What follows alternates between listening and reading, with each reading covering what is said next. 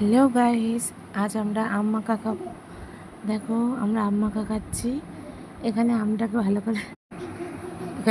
ভালো করে আমরা ছিলে নিচ্ছি।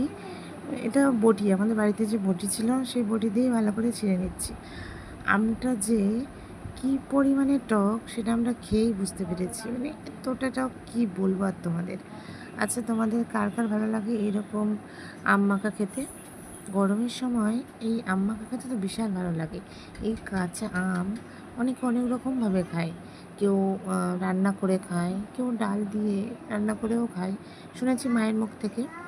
কিন্তু আমরা তো অনেক যখন যেটা মনে হয় তখন সেভাবেই খাই। আগে এখানে আমগুলোকেও ছিলে নিয়ে একটা প্লেটে রাখা হচ্ছে। তো সেখানে একটু বেশি করে লবণ মানে নুন দিয়েছি, একটু বেশি করেই। আমটা এত পরিমাণে টক, তো এত টক আম খাবো কীভাবে, ওই জন্য বেশি করে নুন দিয়েছি। দেখো এখানে দেখতেই পাচ্ছ তোমরা, অনেক বেশি করে নুন দিয়েছি।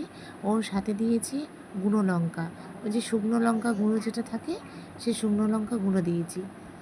সন্ধেবেলা মানে এখন আমার এই ভয়েস ওভার দিতে দিতেই জিভে জল চলে আসছে।